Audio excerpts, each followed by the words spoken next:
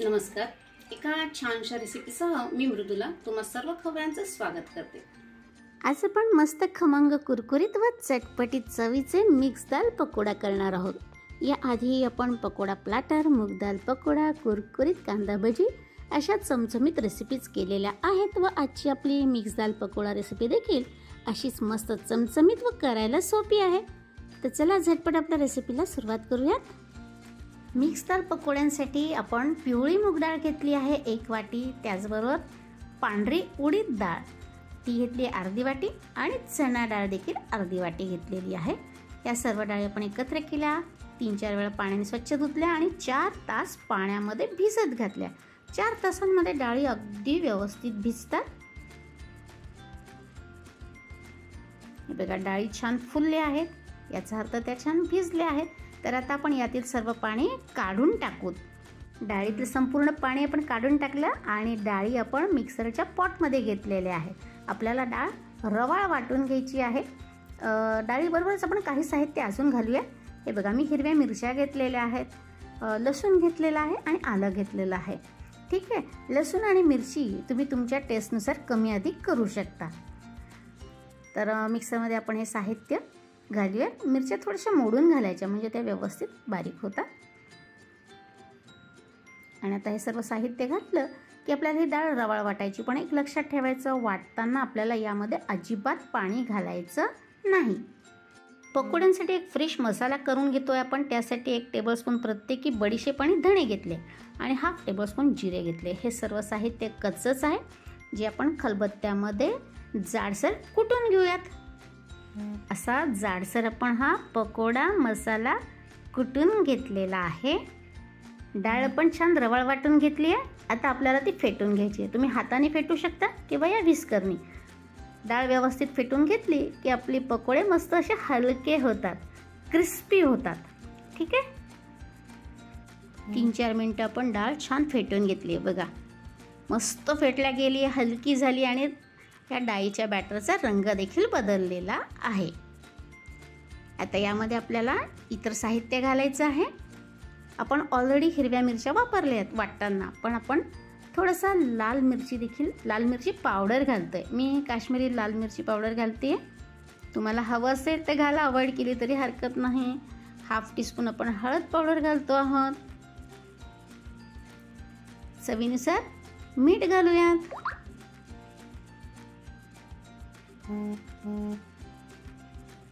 आणि घालूयात आता हा तयार मसाला, जो आपण कुटून घेतलाय की नाही ताजा ताजा, तो घालायचा. या मसाल्यामुळं आपले पकोडे जबरदस्त लागतात, खमंग लागतात. आपण आता घालतोय कांदा, कोथिंबीर आणि कढीपत्ता. कोथिंबीर मी त्याच्या कोवळ्या काड्यासह घेतलेली आहे बारीक करून. या काड्यांचा स्वाद या पकोड्यांमध्ये खूप छान लागतो. आज आपण कोथिंबीर कढीपत्ता घातलेला आहे, पण तुम्हाला हवं असेल, तुमच्या घरी असेल तर पालक देखील तुम्ही बारीक कापून घालू शकता किंवा हिरवी मेथी देखील घातली तरीही पकोडे उत्तम लागतात. ठीक आहे, आणि आपण बारीक कापलेला कांदा घालतो. फार आपण फाईन कापला नाही, थोडा चंक्स सारखाच आहे. बघा, दिसतंय तुम्हाला. बरं, ज्यांना कांदा चालत नसेल त्यांनी यामध्ये कोबी बारीक कापून घातला तरीही हरकत नाही, पकोडे जबरदस्त भारी लागतात. ठीक आहे, आता आपण यामध्ये घालतो 2 टेबलस्पून बेसन पीठ म्हणजे चणा डाळीचं पीठ. याच्यामुळे एकतर पकोड्यांना बाइंडिंग येतं आणि दुसरं म्हणजे पकोडे अजूनच कुरकुरीत व्हायला मदत होते. आता हे सर्व साहित्य आपण व्यवस्थित मिक्स करून घेऊया.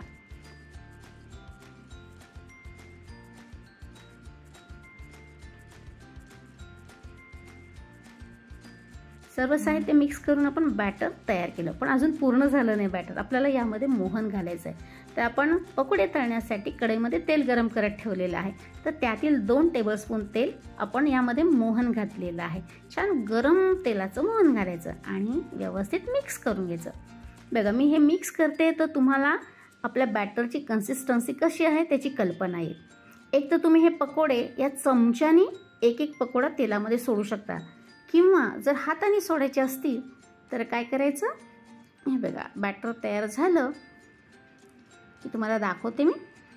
एका वेळेस एकच पकोडा येईल एवढं बॅटर हातात घ्यायचं. बघा, असं, आणि अंगठ्याने त्याला असं पुढे ढकलायचं. आलं लक्षात. खूप सारं बॅटर हातात घ्यायचं नाही. अशा पद्धतीने बघा घ्यायचं हातात थोडं बॅटर आणि अंगठ्याने पुढे तेलात सोडायचं.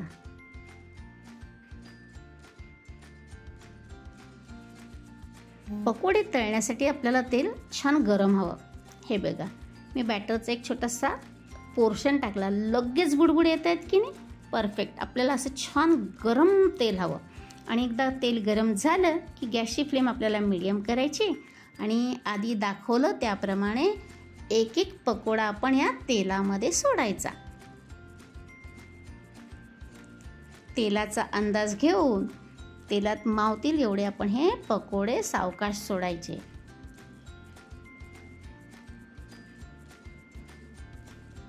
आपण पुरेसे पकोडे तेलामध्ये सोडलेले आहेत.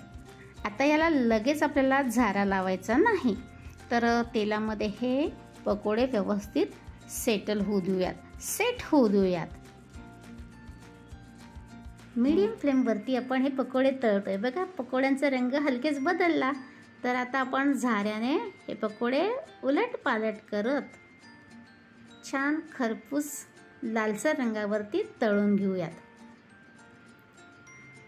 गॅसची फ्लेम अजिबात वाढवायची नाही. संपूर्ण पकोडे आपण मीडियम फ्लेमवरतीच तळणार आहोत, म्हणजे ते आतपर्यंत छान तळले जातील. पकोडे तळून तयार आहे. बघा कसा सुरेख लालसर रंग आलेला आहे, हो की नाही. तर आता आपण काढून घेऊया. झारा तिरका करून तेल छान निथळून घ्यायचं, म्हणजे पकोड्यांमधलं जास्तीचं तेल निघून जाईल. काढून घेऊयात. बघा कसला सुरेख रंग आलाय, हो की नाही. मस्त खमंग तळले गेलेत.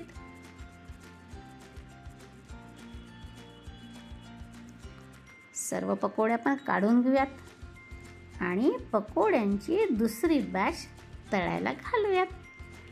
आधी दाखवल्याप्रमाणे सावकाश एक एक पकोडा आपल्याला तेलात सोडायचा आहे आणि मीडियम फ्लेमवरती सावकाश खमंग असे हे आपण तळून घेऊयात. पकोड्यांची ही दुसरी बॅच देखील बघा छान तळून तयार आहे. काढून घेऊयात.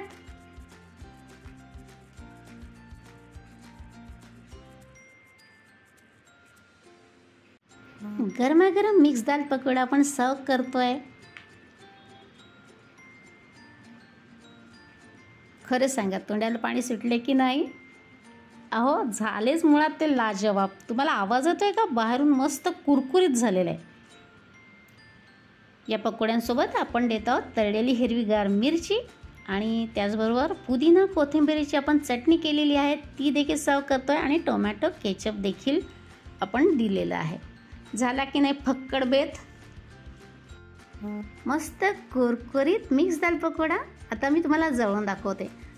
हे पकोडा बाहेरून कुरकुरीत आहेत पण आतमध्ये छान लुसलुशीत आहे. यामुळं हे पकोडे खाताना घशामध्ये अजिबात दाटत नाही. बघा चला आता आपण टेस्ट करूयात.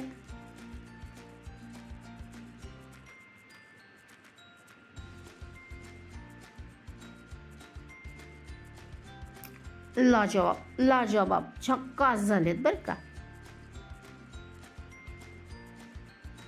अगदी एक नंबर.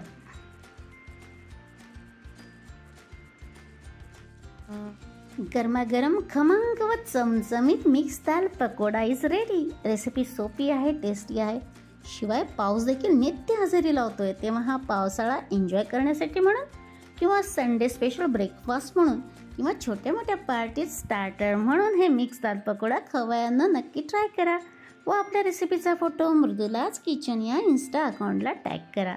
चला परत भेटूत अशी चमचमीत रेसिपी घेऊन. तोपर्यंत like share and comment down. Bye bye.